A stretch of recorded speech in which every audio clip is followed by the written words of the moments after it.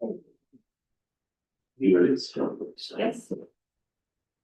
and gentlemen, council for January the 20th, 2026.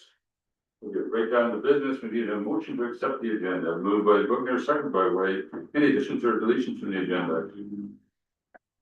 Seeing none, all those in favor? Opposed, that's carried. Any declaration of pecuniary interest in the general nature thereof? Seeing none, we'll move on to the minutes of the January 6th meeting. Do a mover and a second with the minute? Moved by Pickard, second by Gillis.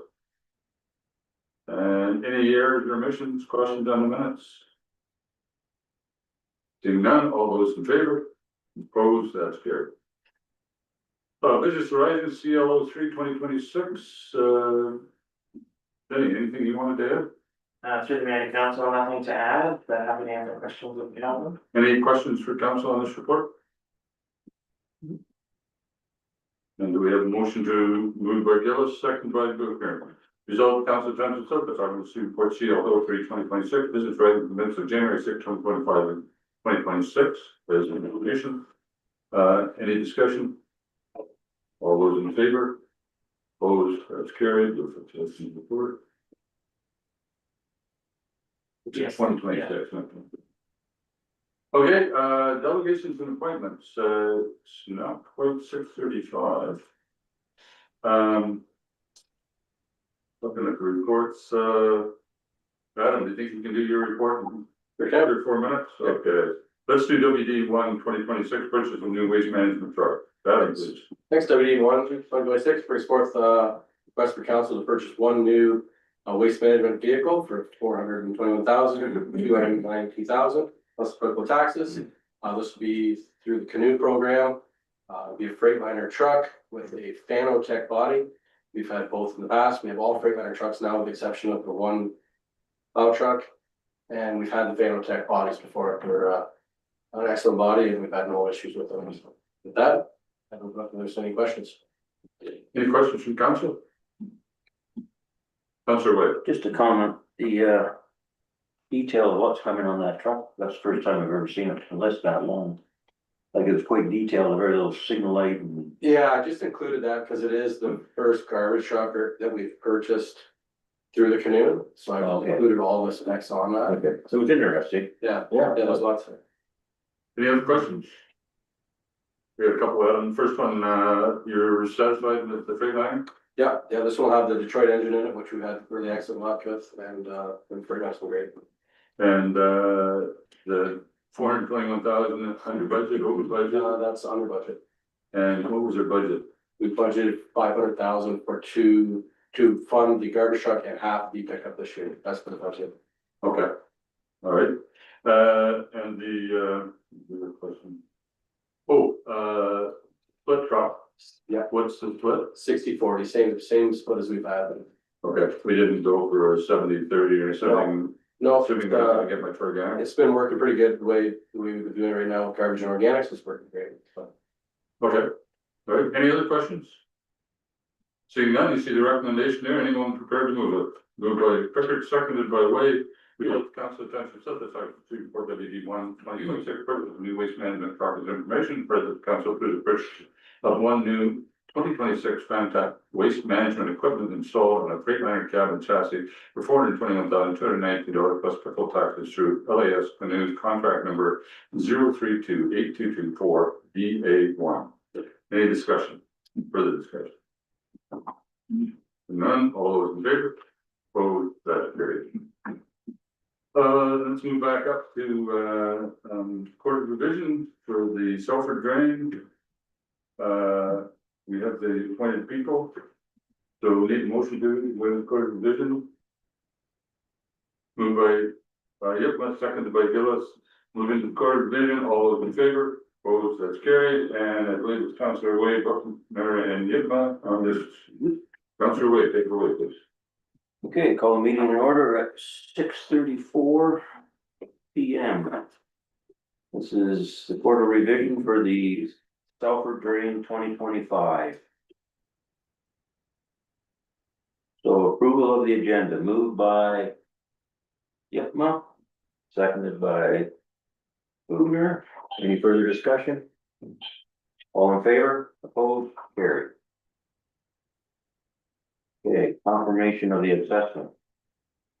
There have been no verbal or written appeals at this time, Danny? No. By the clerk?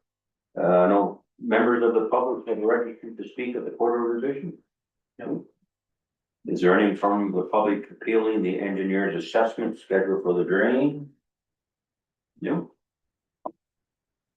We need a confirmation for the assessment moved by Hooper. Seconded by Yitma. Any further discussion? All in favor, opposed, carried. Okay, we need an adjournment moved by Yitma. Seconded by Hooper. Any further discussion? All in favor? Carried. Meeting be adjourned at 6:35 P.M.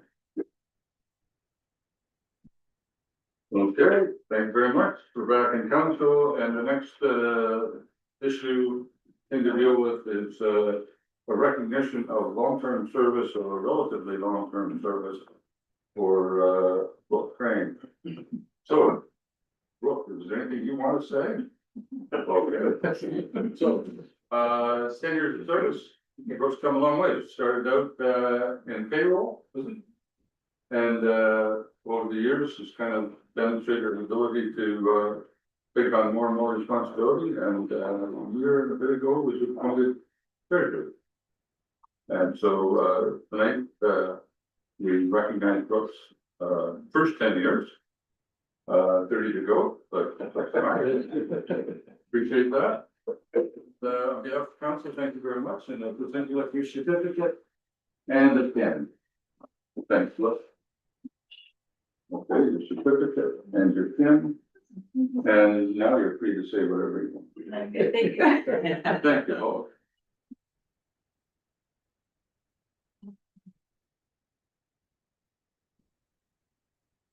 Small organization, but sometimes there's not a lot of room for advancement, and you have advanced, which would probably indicate that you're doing the job right. And the council's been pretty satisfied, so I think that'd be true. Any comments from council? Okay, well, look forward to the next 10 years. So, we now have should we go to the staff reports media one? Adam, or sorry, Daniel, did you want to share through that? Yeah, the purpose of this report is to present council with the annual report for the year 2025. This report is as prescribed by section 7.4 of the Building Code Act and the format in provision C 1.9 of the Building Code. The building department saw some operational changes over the course of 2025, as well as a new building code enacted in April 2025. But still managed to have some major building projects completed. Thus far for the year 2026, we have several large permits about to be issued, which will get us off to a good start for building permit fees. Meanwhile, staff are settling into their new roles effectively. There will be a report coming to council the first meeting in February to provide an update on sale permits. Staff made great progress on these sale permits so far in the month of January. We will keep council informed of the building permit revenue for 2026 through our monthly building report. I have nothing further to add and hope to questions. Yeah, questions for Daniel? Councilor Becker. Can you say something about this mandatory septic reinspection program? I see there, it says there's hundreds of inspections to do. Seems to me that would take some time. Yeah. What's involved in that? So any properties in the wellhead protection area for the Thornton well field, that's through Woodstock, they need to have, every 5 years, they have to have their septics pretty much looked over and make sure everything's in working condition, nothing's failing. Hundreds, I don't know if that, I didn't purchase reports, hundreds, I don't know if there's hundreds, but there is at least 50 or so anyway. So, like, name is over through you. Does that mean physically looking in the septic tank, digging it? Yeah, I'm making sure the filter's there and the bed, there's no breakouts in the bed or anything like that. That's kind of the main for, no obvious signs.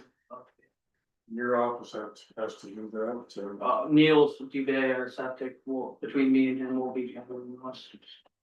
Just when I saw hundreds, I thought, oh my god. Yeah, I don't, that number is, needs to be confirmed, I don't think it's hundreds, I think it's more in the range of 50 or so sometimes, but we'll get back to you on that one. Any other questions? So we're on the subject, when I was on the source water management or source water advisory committee, whatever. And this subject came up every 5 years, and there was concerns originally that every septic tank or every septic system was gonna be inspected, and that's, no, it's just in the. Well, that protection area, it seemed to me that I remember something like 38 was the number that was gonna be in Southwest Oxford. Like, they had kind of done a very high level. So 35 to 40, but the number I remember would be around 38. Yeah, and I feel like back in 2021, it was something more like, yeah, in that range. But we're gonna There may be a confirm few the more, source but water. now, What's that? Sorry? there may be a few more now. Yes, yeah. But, Cause the wellhead protection area is always, it's always changing a little bit, it gets bigger. I was on the county committee when this happened, so, Julie, you wanted to say?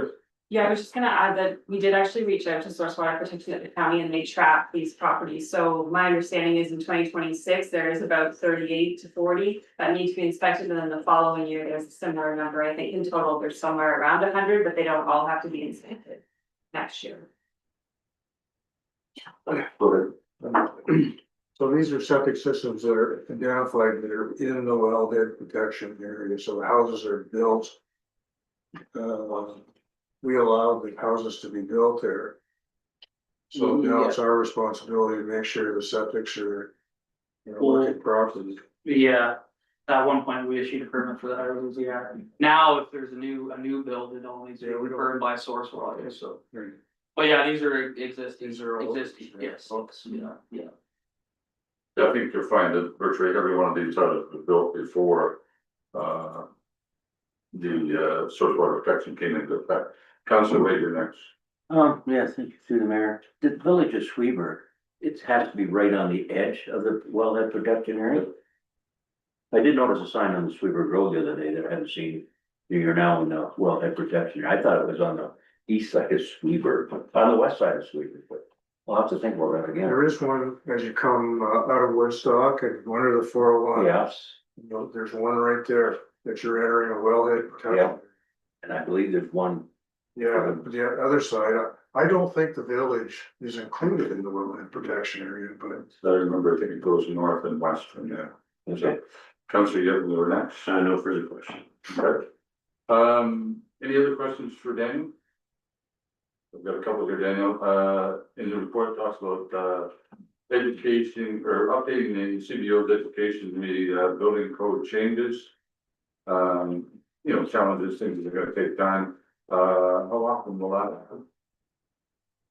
Well, with the new hire starting next week, he'll have several to do. Myself, I've completed the farm buildings course already for the new code, so I'm up to date at this point. And is the new employee up to date? Is he up He's, to date for inspections and? he will require a few additional courses, but he has, the house and legal, so we can complete some inspections, but not all at the moment. Okay. The comment about Olygus. Throughout this, there's a bit of a discussion around changing the permit fees. Permits that have already been issued and we go back to do more work, i.e. the stale permits. They can't be paid by new fees, right? Like by a fee for a building this year, you can't put that in the budget. It has to be absorbed by the township, should have been collected. Yeah. That amount should have been collected with the Yeah, initial fee. yeah. Okay, so,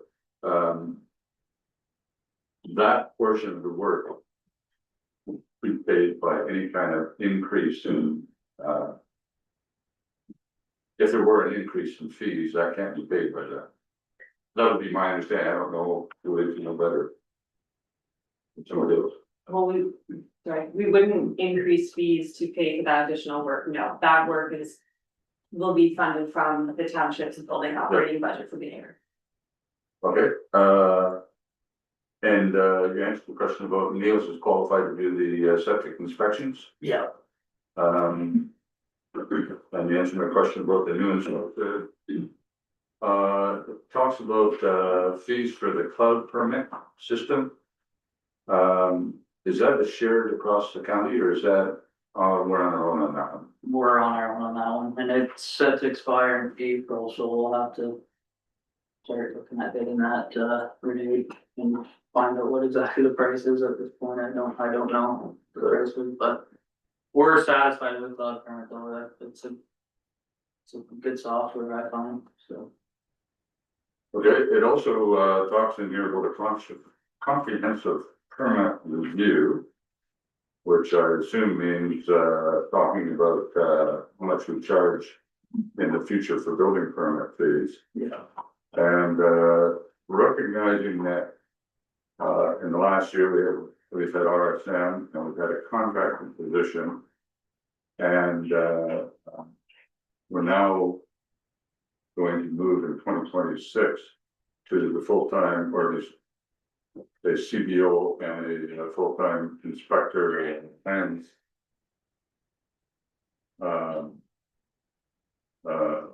inspector, whatever.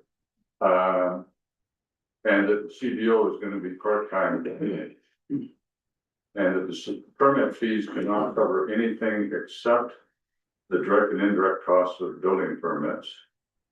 I'm just wondering how, we're gonna measure or make sure that we're not charging for drainage time that, going forward, because we can't really use last year's numbers as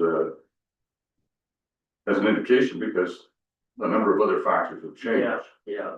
So I don't know what this is, maybe it's a question for you, Joey, but, how are we going to establish, the price? Unless we wait to perhaps for 3/4 of the way through the year to sort of say, where does it balance out? Because we no longer have RSM and they were both. I won't say, they were more expensive than having our own full-time CBO. We had a contract position, which probably was more expensive than a full-time CBO. And so our expenses are gonna hopefully shift, but the CBO is only gonna be part-time CBO and part-time drainage. So there's that and the fact that there may be less permits this year, there certainly was less last year. So there's a lot of different factors that are gonna change in 2026, that are gonna impact how you determine what the permit fee should be that's fair to the person that's applying for the permit. Go ahead, give it a shot. Yeah, so. We knew that 2025 was going to be an off year. Our expenses were very high. Given that we were working with consultants, we had an additional contract position to do some training with internal staff. So we were anticipating that. I agree that this would not be a good year to base future fees on. We'd like to have at least until halfway through this year to take a look at this again and see how fees and, building permit fees and building up. And then we could revisit this. I think it would be best to give it a full year and look at it again. We did update fees in 2021. 2023. It was 2023, okay, so we did do a bit of a fee update a couple of years ago. But I do think it would be worth doing a more comprehensive review than what was undertaken at that time. But we need, I think, a year at least to settle and see how we align. Okay. Any other questions? Councilor Pickard. Tough question, but I have to ask it.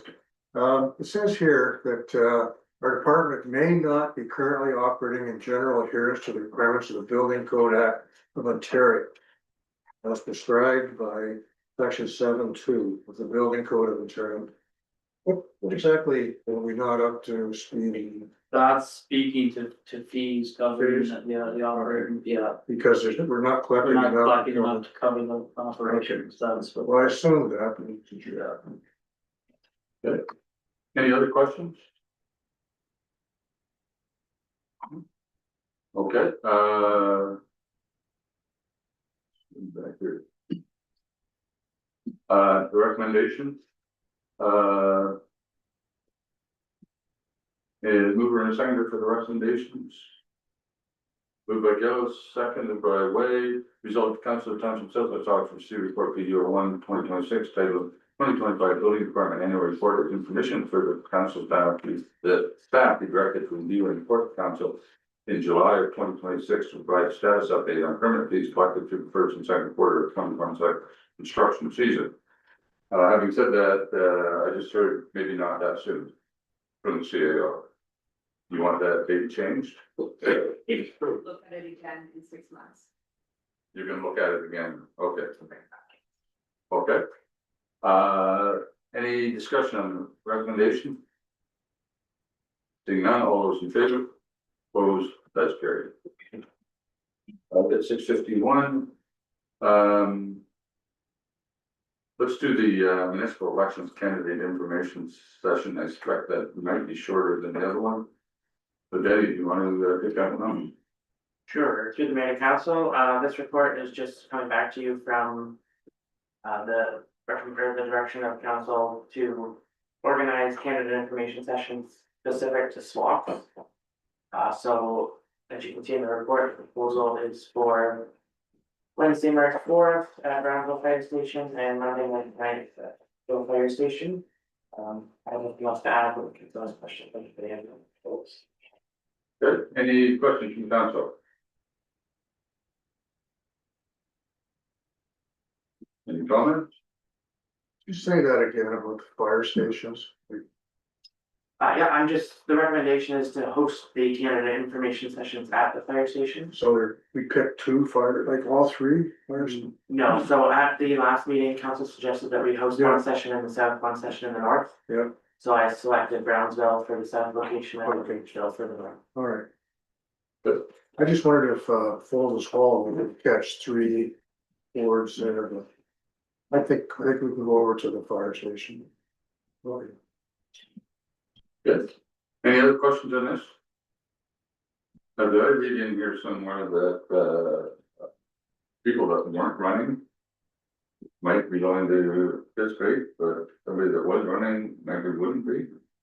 It's Not to keep anybody out. that recommendation that if you plan on rerunning, you probably shouldn't attend to speak to other potential candidates. But if you publicly announce that you are not running again, I think that. Okay. Sure. The reason I ask is if someone comes to an information meeting, they may want to talk to somebody that's actually got some experience as far as time commitments and certain things like that. I'm perfectly willing to go to both of the sessions. But I just wondered, I would encourage anybody that. I just want to be clear on that, so that I can encourage anybody that's maybe not considering running to go to one or the other, just to be able to help anybody that's new or might be interested to kind of understand what they're taking on, so. Okay, any further discussion on this? Seeing none, do we have a motion then to accept the moved by Pickard, seconded by Dillich, resolved that the Township of Sussex offer to sue for CL for 126 municipal election candidate information sessions and information for the council direct staff proceeding organizing two candidate information sessions from 6:30 p.m. to 7:30 p.m. on Wednesday, March 4th, 2026 at Brownsville Fire Hall and Monday, March 9th, 2026 at Beachville Fire Station. Any further discussion? We point out that the March 4th one is also energy committee meeting. So you go right from here to the end, right to the candidate meeting, so good. Any further discussion? Seeing none, all those in favor, opposed, that's carried. I got 6:55. Okay.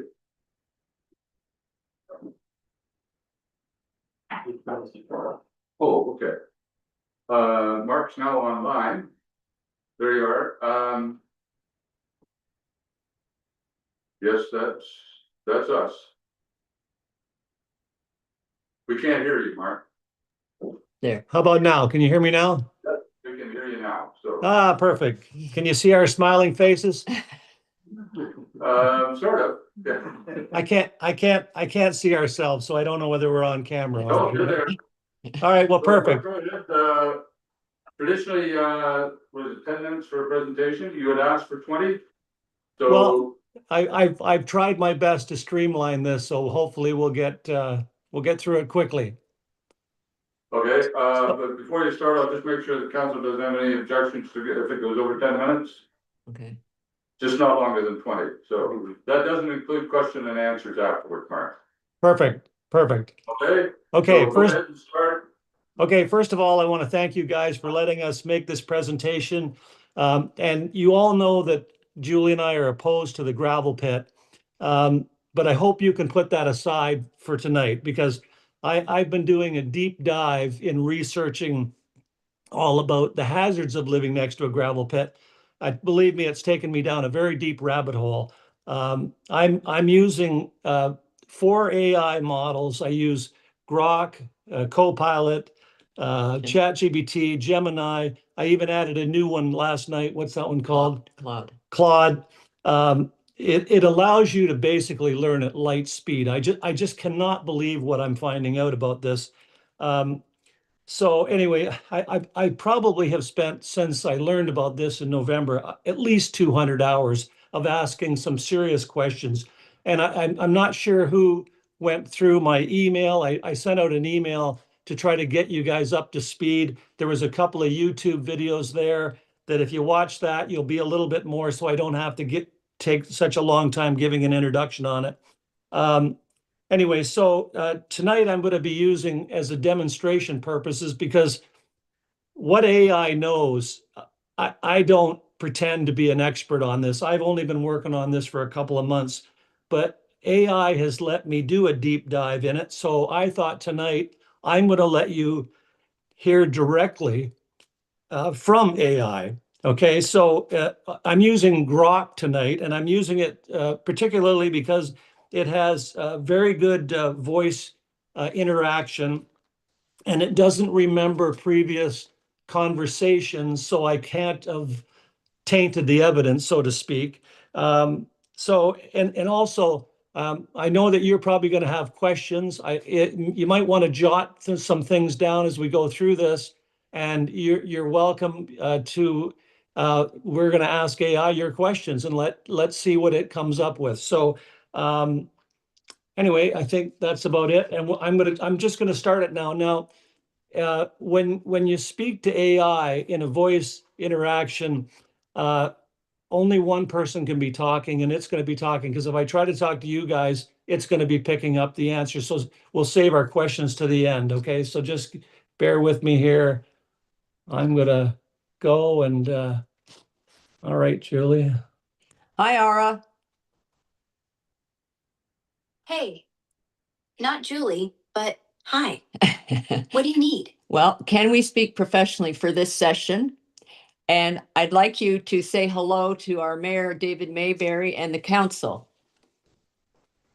Hello, Mayor Mabry and esteemed council members. Happy to assist however I can.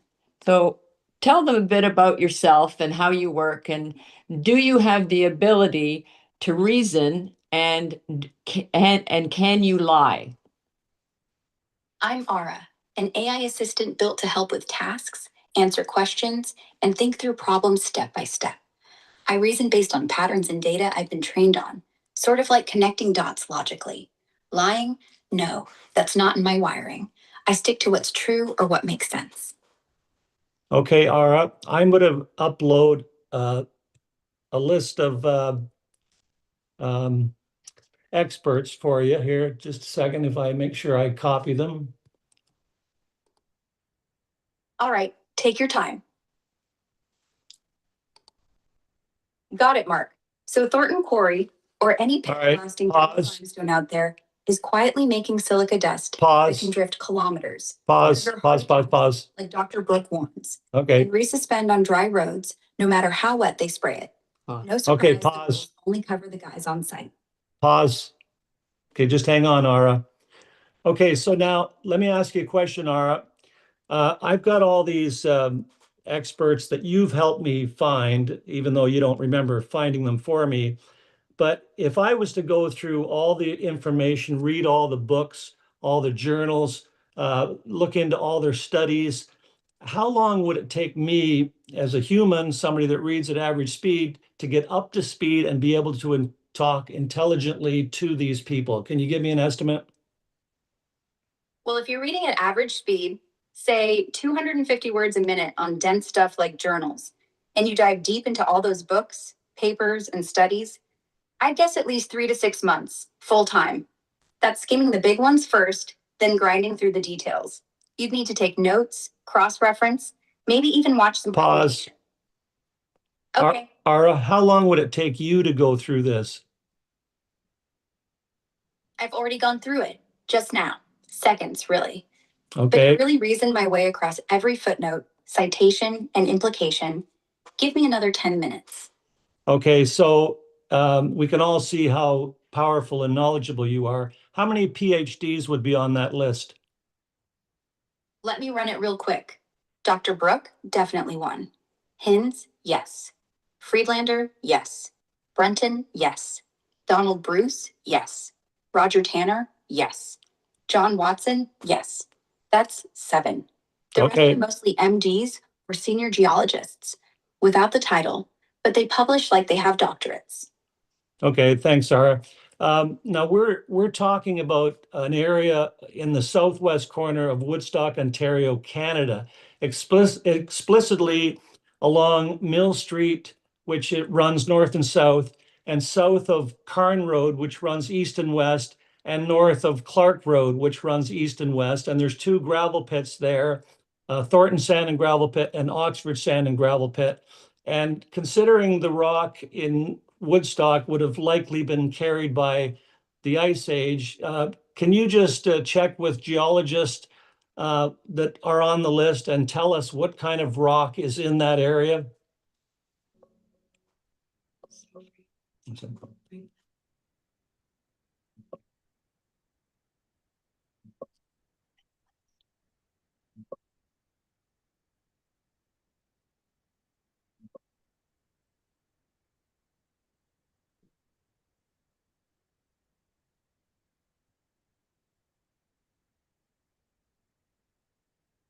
According to Frank Brunton, the senior sedimentary geologist at the Ontario Geological Survey, who's mapped this exact Southwest Ontario bedrock for decades, the pits along that Woodstock Southwest corridor, including the Thornton and Oxford operations near Mill Street south of Curran to Clark Road, are digging into Middle Devonian Dundee Formation limestone, gray to brown, fossiliferous, crinoidal stuff, often sitting right on or interbedded with the underlying Lucas Formation dolostone. The glacial till on top, like Catfish Creek till, is quartz-bearing, but the main crushed rock coming out that's generating the respirable dust is that Devonian carbonate bedrock, with fine-grained matrix quartz, 5 to 15% typically, plus chert nodules and lenses that can hit 20 to 40% silica locally. Brunton's reports and maps for Oxford County confirm this formation dominates the area, and he's noted that even these limestones carry enough crystalline quartz to be a real concern once processed. Okay, Ara, what are the health risks from crushing rock? And can you explain the difference between the dust you see and the dust you don't see? Crushing rock kicks up dust that can mess with your lungs, heart, and more, especially respirable crystalline silica from quartz and that stuff. The visible dust is bigger particles, settles quick, no big deal. Invisible, that's the tiny respirable ones, under 5 microns, like RCS. They slip deep into your lungs, scar tissue over time, cause silicosis, COPD, even cancer. And Dr. Brooks' work shows they spike heart risks too.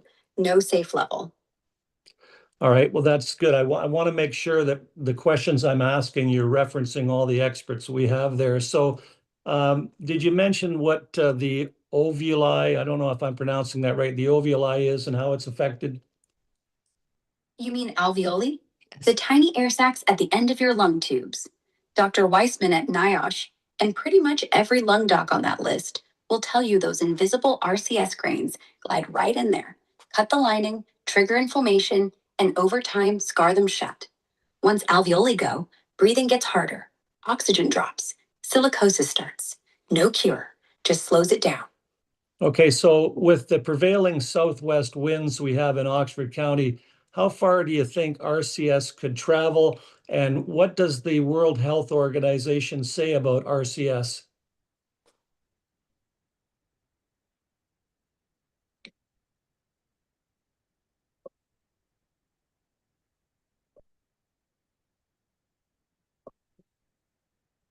With southwest prevailing winds in Oxford County, yeah, they blow from the southwest toward the northeast. RCS particles, being mostly PM 2.5 or smaller, can easily travel several kilometers from a quarry like Thornton or Oxford pits.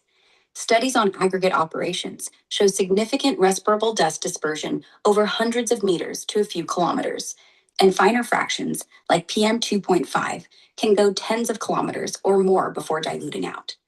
Dr. Roger Tanner's work on atmospheric dispersion backs that dust doesn't just drop at the fence line, it spreads downwind based on wind speed, particle size, and weather. The World Health Organization, through IARC, classifies respirable crystalline silica as a group 1 carcinogen, known to cause lung cancer in humans. Their air quality guidelines for PM 2.5, which RCS rides in, stress there's no safe threshold for chronic exposure. Even low levels raise risks for heart and lung disease over time. Okay, thanks. Are pit owners required to protect workers from RCS? And would it surprise you that when I pulled the 6 pit licenses from the ministry, that only minor dust mitigation was required in 2 of them? And the Minister of Natural Resources said that mitigation was not required on the crushers in the pit?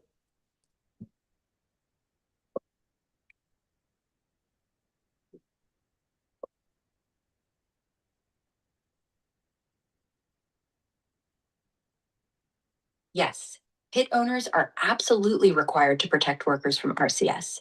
Under Ontario's Occupational Health and Safety Act and Regulation 49009 for designated substances, employers and quarries must assess exposure, keep it below the limit of 0.1 milligrams per cubic meter, and implement controls like ventilation, wetting, or respirators, same as Dr. Weissman and NIOSH push for on site. But no, it wouldn't surprise me at all about those licenses. The Aggregate Resources Act, run by the Ministry of Natural Resources, only mandates basic dust mitigation on site, like watering roads, and focuses on minimizing off-site nuisance dust, not specifically respirable silica or crushers. Site plans often have minimal conditions, and crushers aren't always required to have advanced controls because ARA isn't about occupational health. That's the jurisdictional gap the experts highlight. Workers get protection, neighbors don't.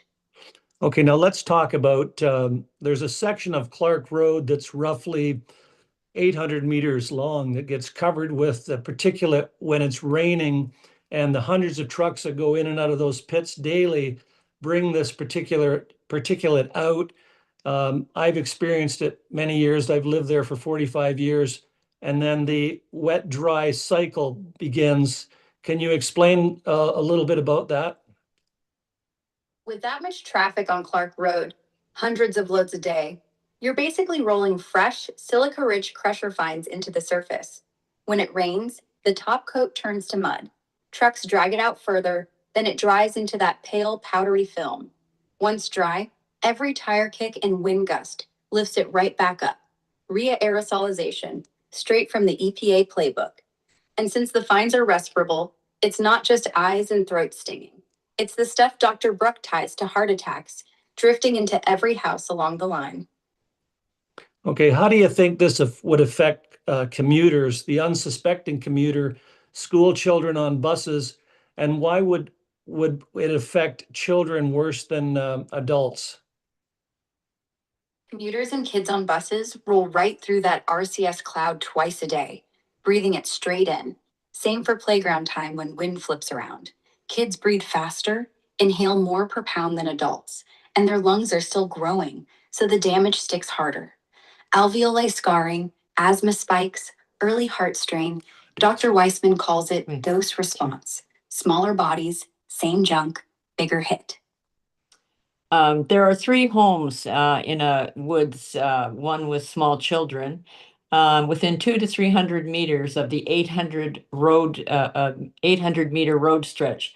So how likely would those people be breathing it in while they sleep at night? Very. Even at night, residual dust hangs low, especially when that drying crust on Clark Road breaks up from yesterday's traffic. Winds don't quit. Southwesterlies can drift the fines straight through those trees. Add in kids' open windows, forced air heating pulling air from outside. They're getting a slow, steady dose every time they inhale. That's how Brooks' no threshold line plays out. One quiet lungful after another. Okay, there's a crusher or sorting piece of equipment that I mapped out to be 720 meters away that I captured from a satellite photo. I showed this picture to Jim Pickard that is obviously shows the dust plume. The photo was taken in June, and Jim can back up why I know it was taken in June, and it was heading right in the direction of the Woodstock Hospital. How many people in Woodstock do you think could suffer long-term effects from RCS, considering the city's population is over 50,000? And what do you suppose doctors would think when somebody complains of a respiratory issue? Over 50,000 people? If even a tenth of them, say 5,000, are downwind of that plume long term, a chunk could build up chronic problems. No hard number, but epidemiologists peg silicosis in exposed groups at 1 to 2% after years. Higher for cancer or heart stuff, since Brooks data lumps RCS in with all PM 2.5. Doctors? They'd lean toward allergies, smoking, or viruses first, because RCS isn't on the radar unless you cough up rock dust. Without context, silicosis just looks like old lungs TB. So why do you think our Ontario doesn't require off-site testing?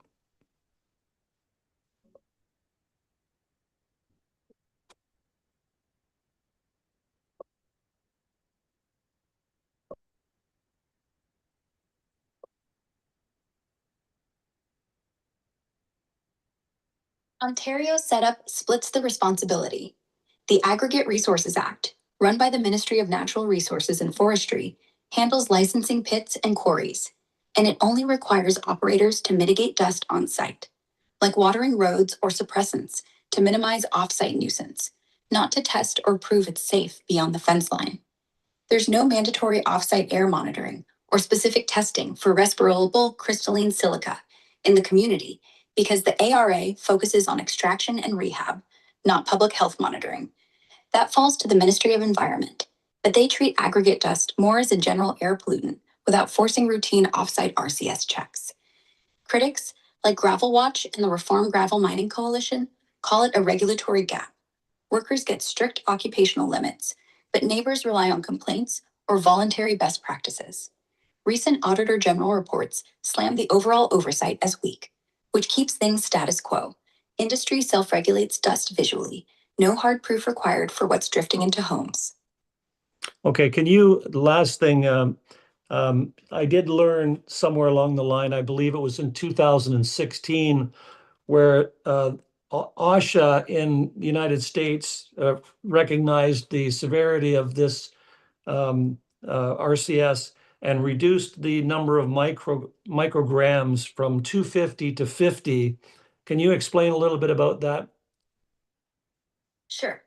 250 micrograms per cubic meter was the old PEL, the legal workplace limit, for respirable dust.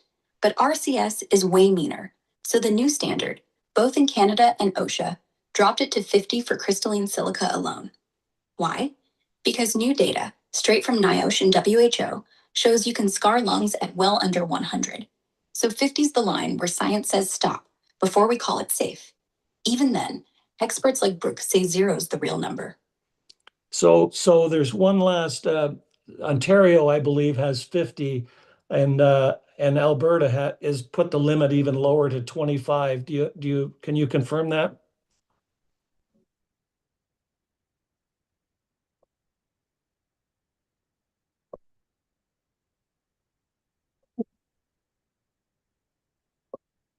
Yeah, Alberta has the stricter one. They set the occupational exposure limit for respirable crystalline silica at 25 micrograms per cubic meter, 0.025 milligrams per cubic meter, back around 2009. And it's still there today. Ontario, it's 50 micrograms, 0.05 specifically for construction projects. That's the number on their silica guidance page. But the general workplace limit under Regulation 833 is still 100 for quartz. A bit of a split, but 50 is the one they're pushing in high-risk spots like quarries. Okay, last one, Ara. Have we missed anything?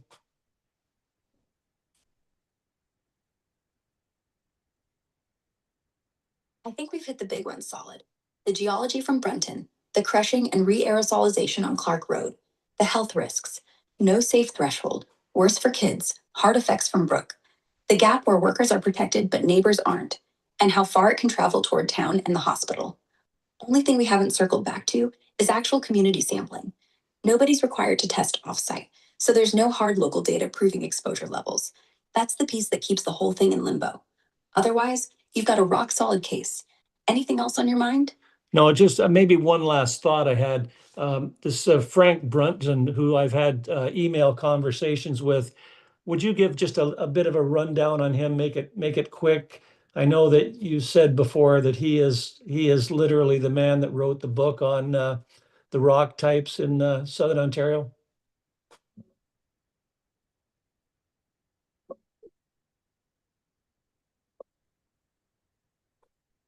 Yeah, Frank Brunton's the go-to guy at the Ontario Geological Survey, senior geoscientist with over 30 years mapping Paleozoic bedrock across southern Ontario, especially those carbonate rocks in places like Oxford County. He's got a PhD vibe, without the title sometimes.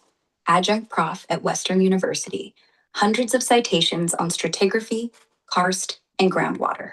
Literally authored or co-authored the key aggregate inventory papers and 3D bedrock models everyone uses for quarries down there. If it's about what's under Woodstock's pits, his reports are the Bible. Thanks, Ara. All right, questions? Okay, thanks, Mark. That's actually 22 minutes, so not bad. Questions from council? Don't. Nobody has questions? I can't believe this. Well, I have a question. Go ahead. Mark, what's your ask of council? Like, Well, what do you think, what should we be doing? We have limited expertise, we have limited resources. I totally get that, and I anticipated that question.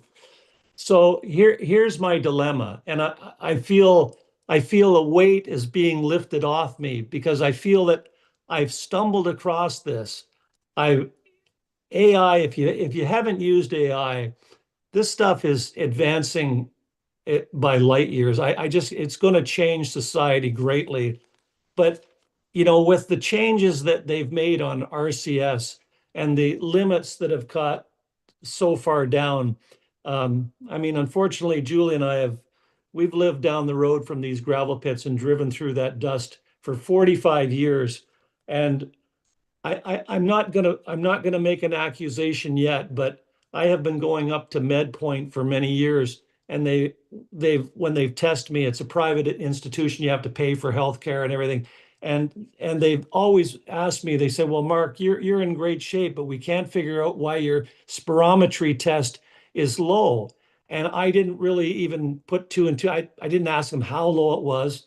But now when I got into this down here, I've sent for my medical records and from MedPoint, and the spirometry levels show that I have 68% lung capacity. And now they've asked me, they said, well, did you work in an industry that was prone to, lung infections? You're not a smoker, you're not obese, but now I have what I think is probably the answer to this. And that's, I guess, why I'm fully invested at this point. When we go home, I'm going to have Julie take the similar test. But here's my dilemma, is I have been reaching out to so many people because of different concerns. Our own son drove on that bus for many years into schools. You have children that are going. I've reached out to the Thames Valley School Board to try to alert them, and I just hear crickets. It's like, I've reached out to news media. I bet you I've called the Ministry of Environment 10 times. I've even went and reported on their spill line because they said, well, obviously, if you make a report on the spill line, it's like there's nobody home in government, it seems. I have one guy, which he's launching an investigation on whether the pits should be required to use wheel washers and that sort of thing. You know, what I would love to have happen is I've sent 2 emails to the mayor of Woodstock. I've sent emails to all the councillors of Woodstock. I do have finally have Arpan Khanna's ear.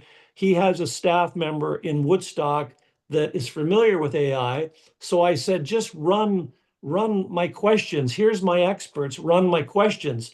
Well, she instantly came back and said, yes, we're going to set up a meeting with Arpan. I mean, I would be happy to host a meeting with the mayor of Woodstock, David Mayberry, Ernie Hardeman, and Arpan, and let you guys figure out what you can actually do. I'm no expert. I got into this about November 3rd, and I've been researching it. But honestly, I feel I have been learning at light speed because all the information that you can pull out, like what would have taken me basically months or years to learn, artificial intelligence pulls it up in seconds. So my brain is a bit overloaded with this, but we ultimately should have. I'm missing one element. I'm missing the smoking gun, and that's all I miss. And the smoking gun would be data off-site, like we need to test. And frankly, I don't believe that Southwest Oxford should bore the lion's share of the test. There's 50,000 people that are living downwind of this. And Jim will attest to the photo that I showed him because I found a website that zoomed right in on the pits, showed their crushers. I could see dust going towards Woodstock.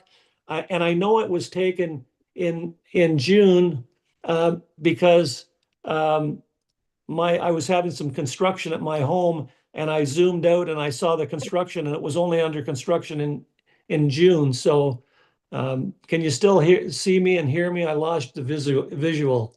You're there. Don't worry, Okay. Mark. We'll tell you. Okay, good. So anyway, I need help getting the message out. You know, like the mayor of Woodstock's not replying. Ernie Hardeman's not replying. You know, I think David, especially you, if you could reach out and tell them, listen, yeah, we just have somebody that knows a lot about this, and I'll say that somebody is artificial intelligence. It's all those, you know, that one video that I sent you. If you watch that, it was from New Zealand, and what turned the light bulb on in my head was when they had the biochemist is standing there. And he said, and the truck goes by, and he says, "Well, you see, we just got a dose of RCS." And I thought that's what we need is we need experts. That's when I went on a mission to try to find experts. I was really surprised that this Frank Brunton, AI got me his email address. I emailed him. We've had a couple of correspondence. He confirms the rock that's in that area. You know, I've called the media. I can't even get anybody in the media. You know, when you call the Sentinel Review's news desk, nobody even answers the phone.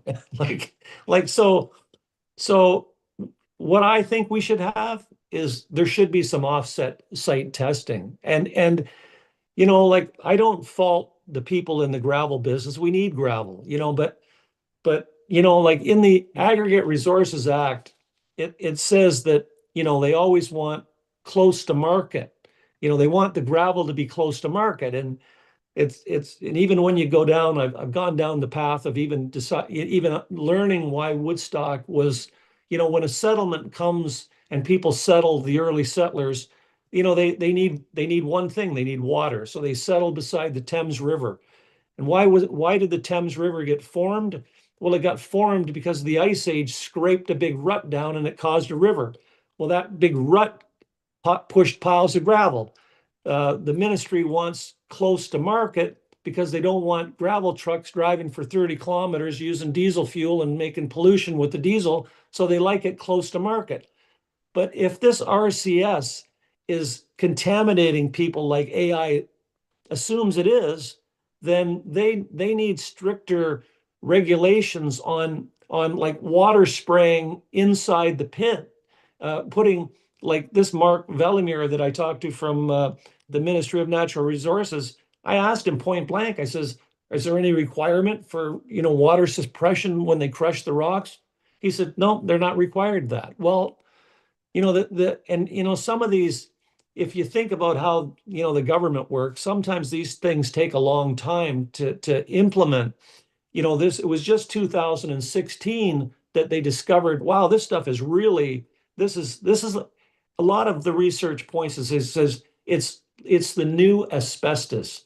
We learned about asbestos in the 20s and 30s, but they didn't do anything about it until the 70s. What this is, it doesn't, if people were dropping dead next week, everybody would get excited about it, say, what's causing it? But it's not. It's like a slow moving wreck your lungs situation. I'm 71 years old, lived there for 45 years. Luckily, we're upwind of it. But we drive through that stuff. And I really believe now that this is why I have a 68% lung capacity. So it's a slow moving train wreck. And there's in that little woods, the Stringles, the Prestons, and the Loys live in that. It's really close to where that track out is. And they say with track out is actually it's the bigger cause of some of those problems. But there's a child in there, and I believe Heather, the grandmother, is probably there tonight. Yes, she's here. That child already has a breathing disability. He's been to London Hospital twice overnight because he's having trouble breathing. He turned 2 in November, but just before he turned a year old is when we first noticed it. And then he had another bout and he was back in London Hospital again overnight. She's pregnant with her 3rd child. And this child, he's lived there since he was born, but their oldest son, who's 4, lived in town, but here about a month and a half ago, he got croup and he went to the doctors because he's never had croup before. And so now I'm on to something. And this is how this all started. Before I even knew the gravel pit was going in next door to me, I happened to my grandson had been in the hospital and out again. And I'm going, okay, what is causing this? And then I just happened to Google living near to a gravel pit. And there's existing, and now there's going to be one 30 feet from my deck. And their house is next to mine. And I'm going, no, this can't happen. But he's going to see a specialist. And they're going to try to narrow it down to see if he in fact does have that cause from breathing in. Because in the summertime, they have their windows open. And his window is the closest to where the gravel pit would be, the existing gravel pit. So yeah, it doesn't sit well with me. And I'm hoping you can help us in some way and make them accountable. And that's all I'm asking. And also the gravel pit that's supposed to go next door, which is still going to be, it's going to be 40 feet from my house. It's going to be 50 feet from their house. And we can't have that. David, if I might interject now, in the you were there at the public meeting that we had, and I was citing all those bylaws from whether it was the provincial policy statement, the Aggregate Resource Act, the environmental acts. What was it? Some of the there was a bunch of different acts that I was citing all those different parts of it, and I got all that through artificial intelligence.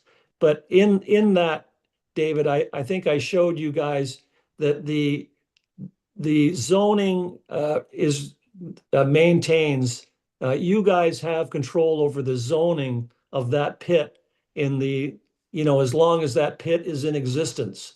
So you do have control over, you can change the zoning. If you said, which I really believe that, like for them to maintain their operation, they need to have wheel washers in place so that when the trucks go in and it's wet and they come out, they don't drag out the stuff onto Clark Road. I mean, that's really a travesty with what's going on because, I mean, I've got a convertible. I mean, years ago, I used to bike up that road, or I see people walking up that road. And I mean, and everyone, and I'm sure Jim, you've driven, probably taken shortcuts into Woodstock because you live in Sweetburg, and you drive through that section, you know that the dust, especially after the haul out, like it's all this wet, mucky, and then it dries, and then more trucks drive over it, and I follow, the trucks drive slower than I do, and it just builds this cloud of dust. I never had any realization actually what I was breathing in until now.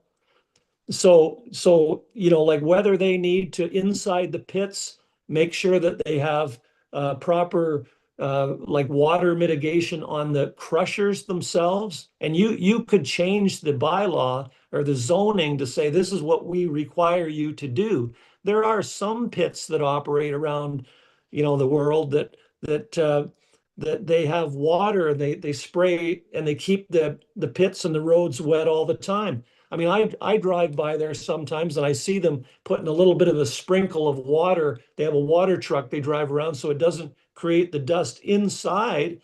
But then they just bring it out like, well, that's not our concern because it's on the outside. Like I have so much more than what I've given you tonight. I have case studies in one of them is in particular is in the United States because the United States is very litigious and here the lawyers fight everything and there have been lawsuits taken against these companies because of offsite and how it's affecting people downwind. So one of the case studies, and everybody knows the term fracking. They do a lot of fracking for oil. When you do fracking, you need silica sand. So they have what they call silica mining operations. And I have a case study that shows that 30 meters, I think it's 30 meters past the fence line, it's 10, the RCS is 10 times the acceptable limit past the fence line. But to me, I think I've stumbled across like an oversight or a loophole that we have Ontario Occupational Health and Safety looking after the employees. You have the Ministry of Natural Resources and the ARA looking after the pit itself.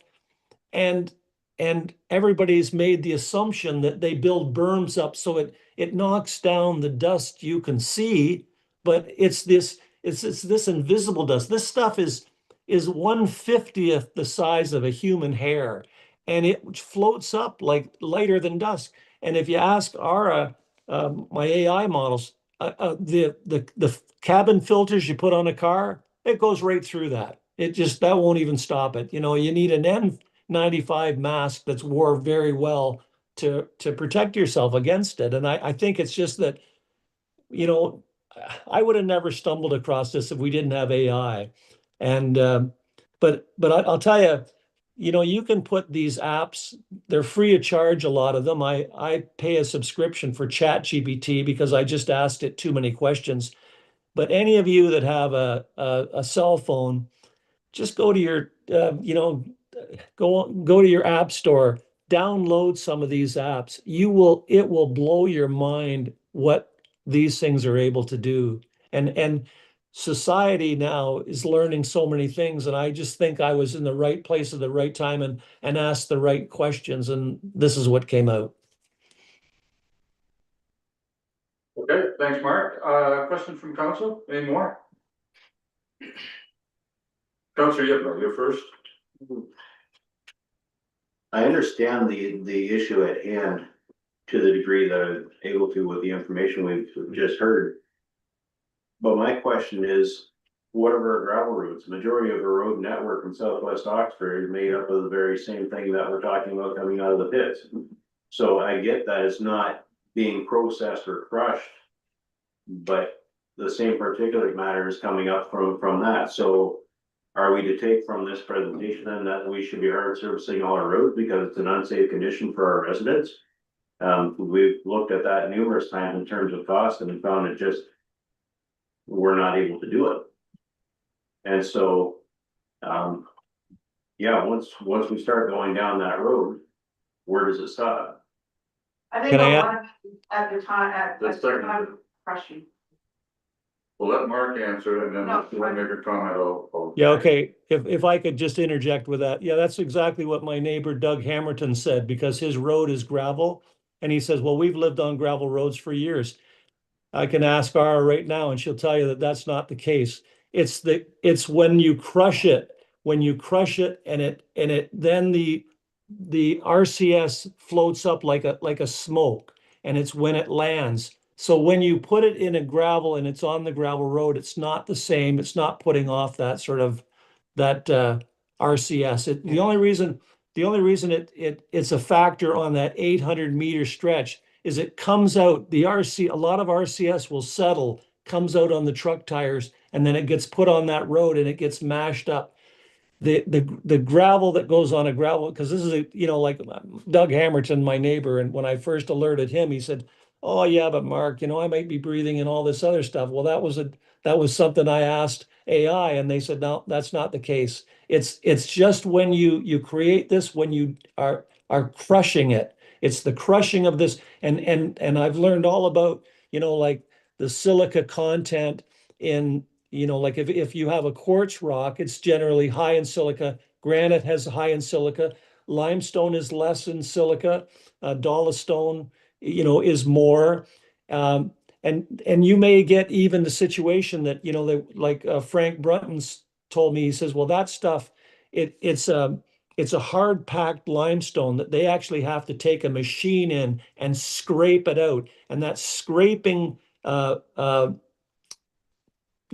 maneuver, what it does, that's when it releases it. When the rock is crushed, then this stuff filters out. Now, it will filter out, the wind will blow it away, but some will settle. But when you're actually going in, getting a load of gravel for a road, Laneway. so to speak, it doesn't have that same thing in it. It's not the same product.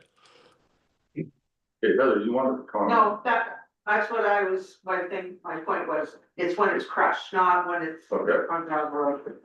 All right, any other questions? Councilor Becker? How do you establish that a lung problem is a result of silica? How, like without doing I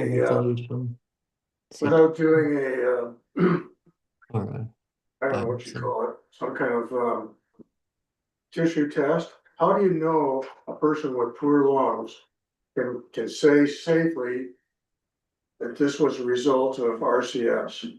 Okay, that's an easy question. High resolution CT scan will tell you if it has that. Now, here's the problem with that, is that maybe I did something somewhere along the line. Maybe I was running a saw cutting cement somewhere in my life and I was inhaling a lot of that stuff. So I can't definitively say, even with a scan, that this was the cause. There is a study overseas that a peer-reviewed study, and he had a portable spirometry machine. I don't know if anybody has had a spirometry test, but what a spirometry test does is you take a deep breath in, there's no resistance on it, and it measures the lung capacity that you have inside. And mine is just less than it should at my age group. They say, well, how old are you? So now I'm 71. So anyway, this person, where they had gravel pits, they went down 750 meters downwind from the pits with portable spirometry meters. and they tested people. You, of course, when you do a study like that, you got to say, okay, are you a smoker, non-smoker? What's your physical shape and everything else? They factored all that into play. So they did people that were 750 meters downwind and then 1,500 meters downwind. And they proved with the spirometry tests that those people that were within the 750 meters had less lung capacity than those that were further downline. And then they went upwind and the same thing. So that group that was upwind had a little less from 750 meters than those downwind, and et cetera. So that was a peer-reviewed study. The big study in the United States was because they have these fracking pits all over America because they're doing, you know, like the fracking and they're mining for silica. So this was a government study they did there. There's a whole piece on it. It says danger in the air. And I found all of that. I had to do a lot of digging, but you know, like they are out there, and there's so many countries that require off-site testing. It just blows my mind why Ontario doesn't. Other questions? So, Mark, I got a couple for you. The first one, you said you talked to Ministry of Natural Resources and the Ministry of Environment. And I guess I'm more curious about, did you talk to the Ministry of Health? We tried. We tried, and we called the Southwest Ontario Health, we've tried to call Southwest Ontario Health Department. and they gave us a number, and I called that number, and the girl there, this Maddie, said, no, we don't deal with that, but I'll give you another number. And that number, nobody would there was no way to leave a message. Nobody picked up the phone. So I didn't get any luck with it. I swear I called Ministry of Environment at least 10 times. And I finally got a guy, and he promised me that he would send me an email with the guy that was in charge of enforcement. No reason. I feel like I'm beating my head against the wall. It's like it's nobody's home in the government anymore. So I would argue that the Ministry of Health or the Ministry of Natural Resources is not the people to be talking to, quite frankly. It should be Ministry of Health, in my mind, and or Public Health Ontario, Public Health Canada, or Southwest That's Public Health. Southwestern. Yeah. And so I can follow up with Southwest Public Health Okay, this week. good. Yeah. And find out who actually or what they know or what they don't know, right? They may not know. So Right. Yeah. I think this is a fair question to ask. So Yeah. I'm just kind of going through a couple of things you had commented on. Collection of offsite data as far as particulate matter in the air. And the 0.25 or less, was it 2.5 microns or less? It's in Canada, it's 50, or in Ontario, it's 50 micrograms. Alberta is 25. You're talking micrograms of volume. I'm talking about the size of the particulate. Oh, the size of particulate is like, Yeah. is under the 2.5. yeah, 2.5. Right, so I do know that the Ministry of Environment did a study on the particulate coming out of the quarries at one point in the Beachville area a number of years ago. And I'm just saying, so I know it's possible to do, right? Like, it's not like it isn't impossible. So I just sort of going through a couple of the notes I made that as you were talking about it, the question about what should SWOCs do. It sounds to me like we might want to have a conversation about what data to collect and who to collect it from. And there's various sources of information created by various people who are well educated. And I would suggest some are biased one way and some are biased another. I'm only interested in the truth. What's the bottom line? The other one I keep wondering about is if, and not to be personal to you, but if there's a problem there, if you're experiencing a problem or if Heather's family is experiencing a problem, that's before the gravel pit, right? And hence the concern about adding another gravel pit. I get that part. But I'm wondering where the problem comes from.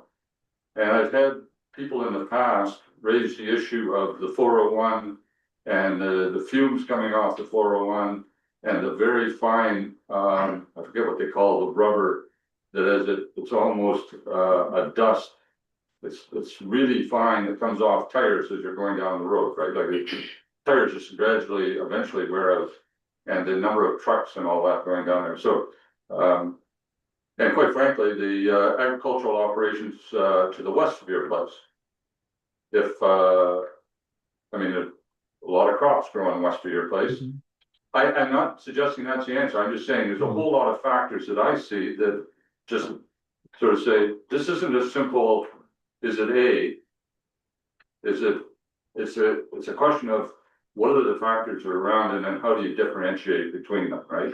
Well, So I don't have a problem with the questions or the issues you've raised. I'm just sort of saying, the investigation is broader than simply how much dust is coming off a gravel pit. If we're looking at the public health.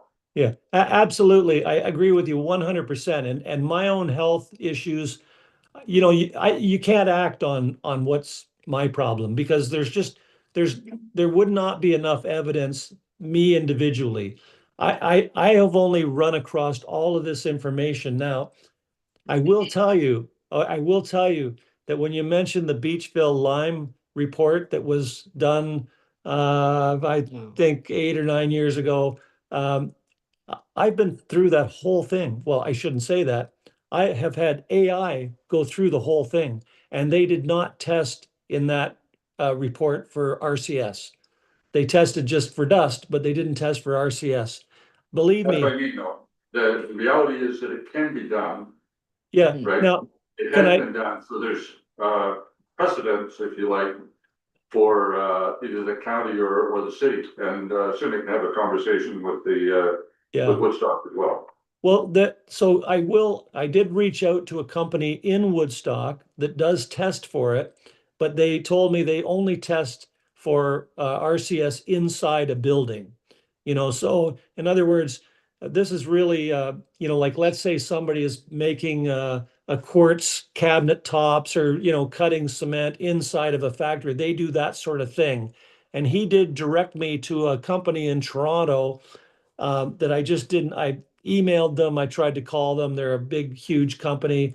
I'm sure there's people out there that do testing. My recommendation would be is to try to get, you know, the city of Woodstock involved and say, you know, listen, let the mayor hear the same thing that I've told you guys, and you know, like I can't definitively say because I don't have the smoking gun, but I'll tell you, I have spent a lot of time with my AI models. They can get me through things like it's you just, you know, you learn an awful lot. And like that's why when I searched and I got the Beachville Lime, I thought, oh, perfect. AI, go through the whole thing. Is there anything? Yep. Conclusion. No RCS testing was done on that study. They only tested for dust, but not RCS. All right, and the reality is in lime, you're not gonna get the RCS that you get, because it's just not the silica in lime that there is in gravel pits. Gravel basically, so. Yeah, that's right. Yeah, no, Yeah. silica, believe it or not, silica is the biggest element we have worldwide. The whole world is covered with it. Though, if you go to a beach is made of silica. It's just when it's ground up so fine, like that will literally lift in the air. So, you know, yeah, I just think that obviously now you guys have heard this. I don't know where we take it from here, but I had to tell somebody what I found because I couldn't sleep at night, not saying I've asked AI several times, should I just ignore this? What should I do? And it comes back, no, Mark, you found something. Beat the drum, try to tell people about this. This is what I'm doing. Okay. Any other questions from council? I think Denny's been making notes here, the clerk's been making notes. I'm sure there's a number of action items that staff will be bringing back as a suggestion, right, Julie? Good. As to the way forward, but I think there are some things that we can do as far as reaching out, particularly to start with public health, to find out where to go, and also around, you know, what could be done for offsite testing to see how far this material's leaving. I'm curious that the Woodstock Hospital isn't commenting.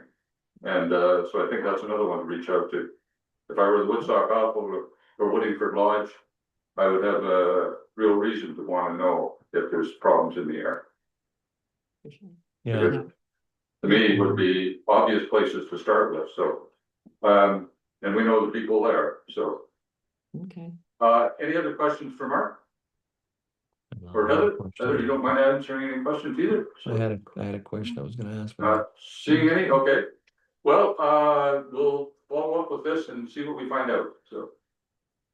perfect. You know, like if you had anybody on staff, David, that has that uses artificial intelligence and is familiar with it, it's not hard to convince yourself when you sit down with it and just ask it questions.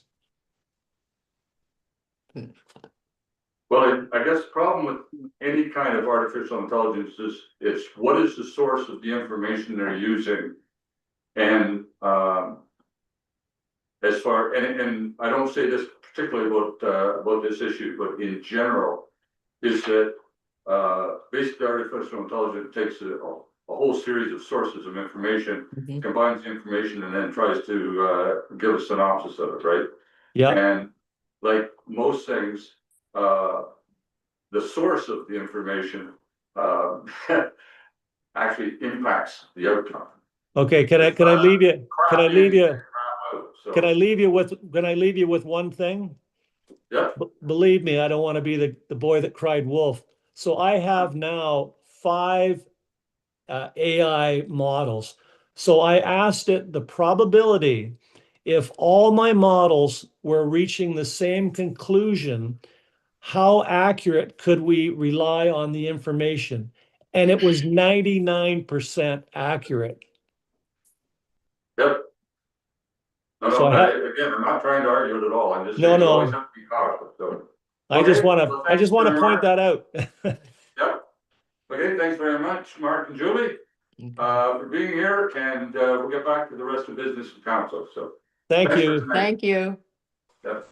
And thanks, Heather, for being here as well. You're Yeah. welcome to sit, you Yeah, want thanks, the, Heather. okay, But thank you. yep, no problem. I think we're on to the CAO 06 construction management report.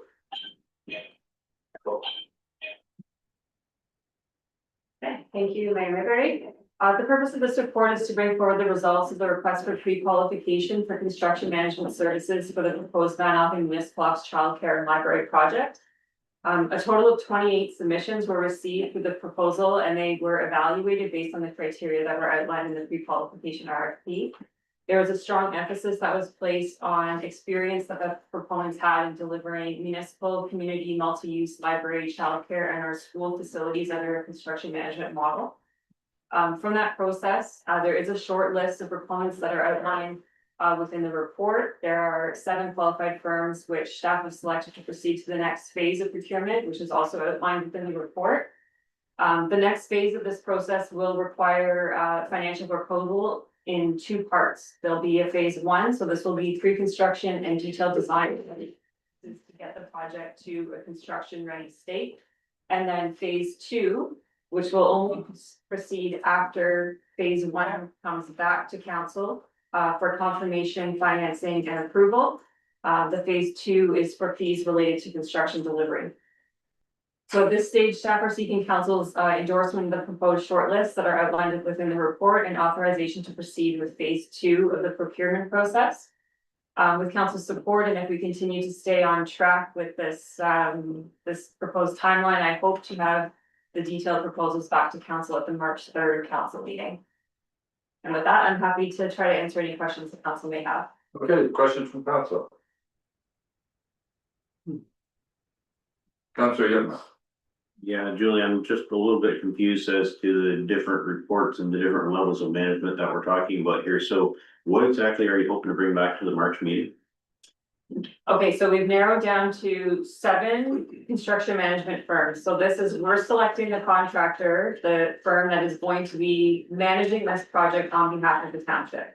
So at the March 3rd meeting, I'm gonna be bringing back the financial proposals from these 7 firms. And then the evaluation of those with a recommended firm to proceed with at March 3rd. In other words, what they're gonna charge us for said services. That's right, yes. And so for phase 1, I am asking for a fixed fee. So we want to know exactly what is the cost that it's gonna take, it's gonna be to get us to through detailed design to a construction ready point. And with a class A construction cost estimate that we can tender to move forward with building the project and also to develop our financing plan on it. The fees that will be provided under for phase 2 will not be a fixed fee. Construction management fees are usually outlined based on hourly rates and a percentage of the total value of cost of construction, things like that, but I am asking for fixed fee for phase 1. Any other questions on this? Councillor Booker? None of these are ones that worked on the Beachville Fire Hall because we were very disillusioned with that company. No. Okay.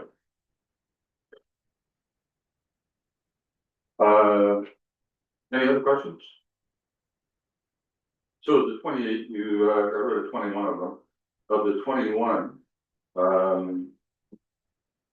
was the biggest reason you didn't take them? Because they didn't show examples of comparable projects. As I started going through them, there were quite a few that had more experience in residential type development or commercial industrial type development. The ones that stood out when evaluating them are the ones that have experience with community facilities and other multi-use facilities. Okay, how many of these are local? I recognize a couple of names, but there's 2 or 3 that I recognize the name, but I don't know where they're from. So the majority of them are from between, like, kind of, there's Woodstock, there's London, there's Kitchener.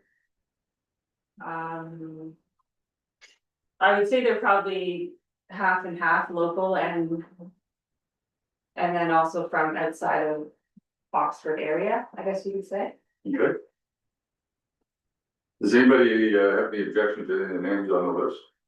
I don't know, other than a couple of them, I don't know well, I know 3 or 4 of the names, but I don't know the company that do it, but. Councillor, yeah.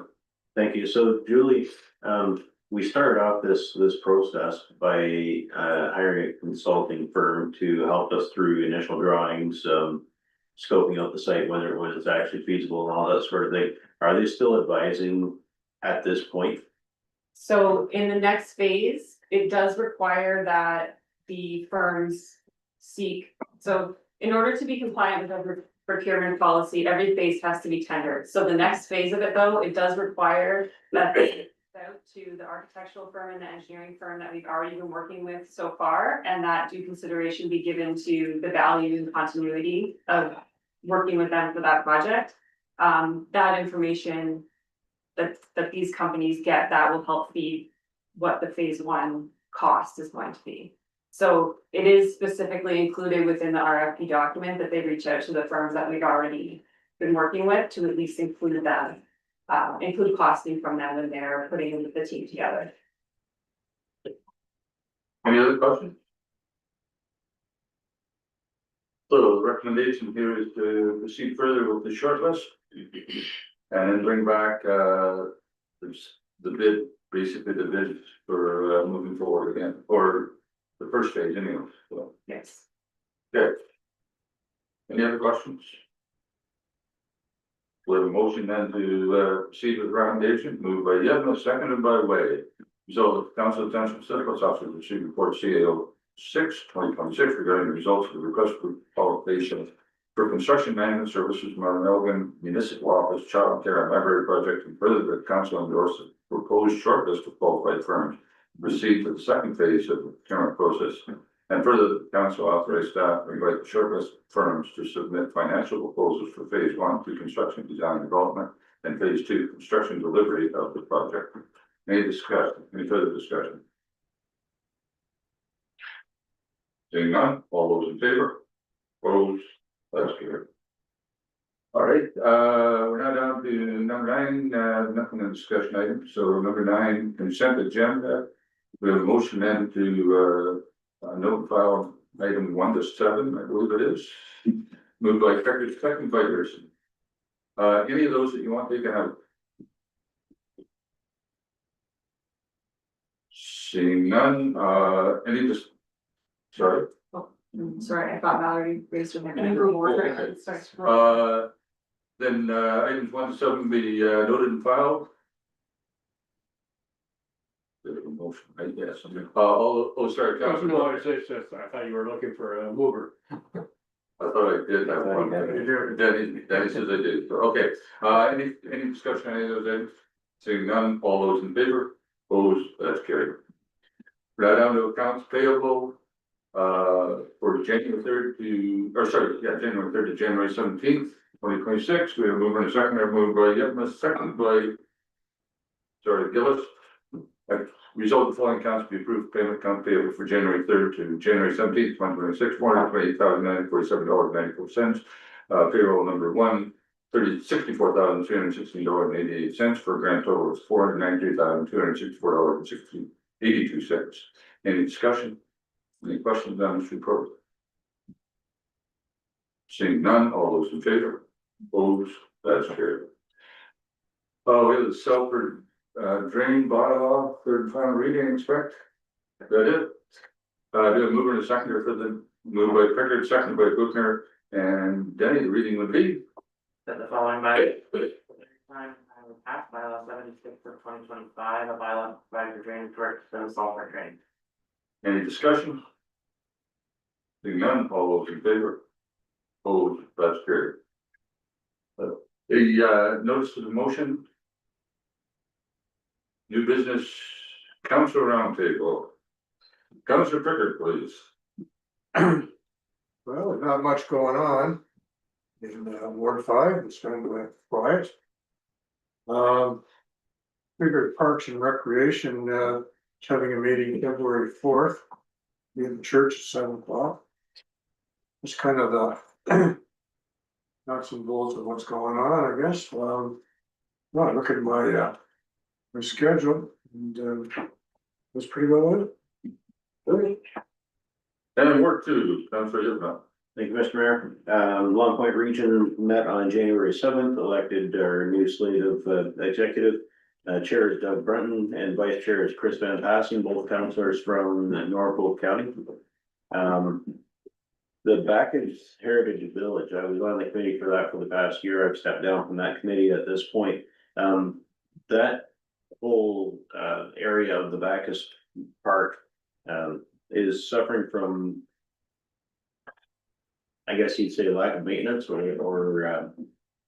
lesser quality materials. And in particular, a lot of the east dropping is made out of lumber on those buildings because that's to the heritage of the place. And it's deteriorated to the point where a lot of the buildings have deteriorated as well. So the main grist mill itself is in need of some pretty heavy duty repairs. The house as well, the Bacchus house. And then there are actually 5 buildings of that whole area that are slated for demolition this year because they've been slated as public hazards. And so they'll be coming down a couple of sheds. An old church, actually, the Teeterboro Church is going to be demolished as well because they're just not safe and they're deteriorating past the point of repair. So anyway, that's points of interest there. Our next meeting is on February the 4th and the AGM there is on March 6th. That's a Friday at 1:30 in the afternoon. Mount Elgin Hall Board, our next meeting is our AGM and that's next Monday on the 26th at 7 p.m. And then also plans are well underway for a cornhole tournament to be held on February 20th, and that's a Friday evening in February. If you're interested, get registered, get your team. I believe it's $20 a person, if I'm not mistaken. I don't have that written down though. Then Durham Center Hall Board, our next meeting is on February the 9th, and that primarily will be to go over terms of reference with our CAO. I believe that's it. Okay, and Councilor Dixon. Thank you, Mr. Mayor. We'll start off with Selfridge Hall. The hall committee. They're having their AGM. It'll be held Tuesday, February 3rd at 7:30. I did let Julie know, and I know that somebody will be in attendance. With regard to the Engage and Inform Committee meeting, the first one I want to speak on with that meeting is our tour at the, to the Ingersoll Food Project. I found it very educational. I was very impressed. Now, keep that in mind, and I'll speak about what the Engage and Inform Committee is doing on February 10th. So there's going to be another tour, and we're going to tour a tiny village. I think the name is Hope Village. And the new battery plant. And I do believe it's lunch. And then we're going to Harvest Hand. So Harvest Hand is another food supply. I'm not going to say agency, I'm not going to say company. I don't know what to say, but it's a food supply for people that are preparing meals for those in need. I guess that pretty well explains it. So that is the same as the Ingersoll Food Project. So once we get to Harvest Hand, we'll be able to see what the Ingersoll Food Project can grow into. Then on May 25th in Brownsville, we're celebrating Earth Day. And that, of course, in conjunction with Reuse-a-Palooza. And we're also planning another community fair. And that's going to be, May holiday weekend or somewhere. Is it April? May 25th is all, Oh, April the 25th, Reuse-a-Palooza, okay. So with that, I'll pass it on to the next one. Okay, Councilor Gillis. Thank you, Mr. Chair. Last week, museum board had our first meeting of the year. Lots of exciting things going on there at the museum. Most exciting is, we do have a new family member to the museum. Curator had a beautiful baby girl there, on 8th of January. Eva, I believe is her name, and, mom and daughter are doing well. So that is always good. And then other exciting news to report from there, as of the end of the year, the Ontario Historical Society handed out the Dorothy Duncan Leadership and Heritage Award to our assistant curator, Sydney Williams. So she was presented with that award at the very end of the year. I'll pass this information on to staff here so they can circulate it, but very proud of Sydney's accomplishment to be able to get nominated and win that award. And she will be the acting curator for this upcoming year. Also the museum, the Historical Society is doing a 50-50 sweetheart draw, with the draw to be done for Valentine's Day. So that's what's going on with each other. Good, thank you. Ward one. Long ways out, but coming up on August 29th, we are going to have another family fun day. Initial planning is underway, and hopefully there'll be a petting zoo and a whole bunch of other stuff, lots of castles and stuff like that. So mark that on your calendar. I decided on the mayor's meeting for Conservation Ontario changes. There's not a lot of happy people. Basically, we're gonna lose total local control for the Lear Mark, which is everything from Wellington south to Windsor. There's 81 municipalities and only one board.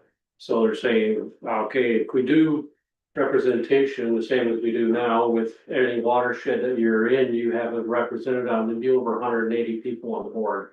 So you think anything's gonna get decided or done? So they're a little upset about that. The fact is, it came through without any warning, no consultation, no anything. So basically, it's the developer push and listening to Mr. Doug Ford. And everybody doesn't even know where it came from. It basically came straight from the ministry and the premier's office. they're saying if this is gonna go through, there's gonna be a tremendous cost of transition. And if we don't have a say in it, then we probably should pay for all the costs of the transition into the new boards. That they shouldn't be on the backs of the municipalities because they didn't ask for this change. And they say the worst thing is that they can't even get anybody to talk to.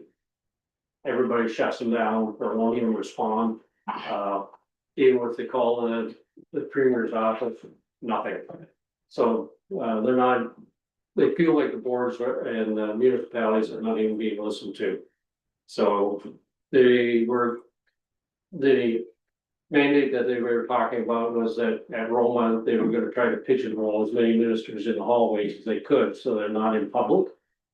And have private conversation with them, and then after Roma, they are gonna probably have another mayor's meeting, so. You'll probably be informed about that, Dave. Okay, thank you. And that's kind of my report. It wasn't a lot of campers there.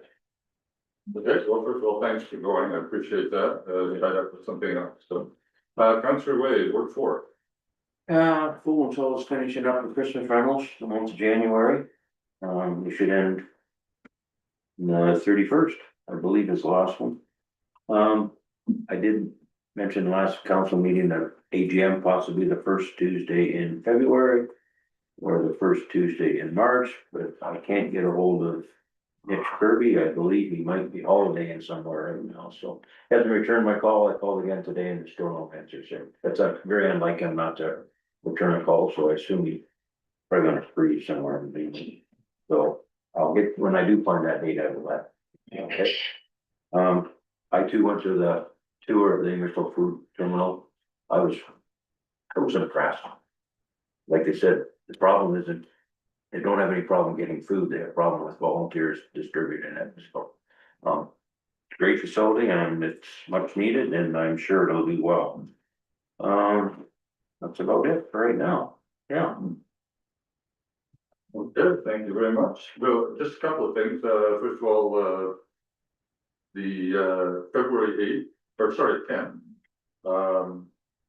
If you're interested in going, it is tiny homes, we're leaving here at 8:30, tiny homes at 9:30. And then at 10:30, going to the let's go the Yarmouth Yards, the battery plant, City of St. Thomas office to give us a tour.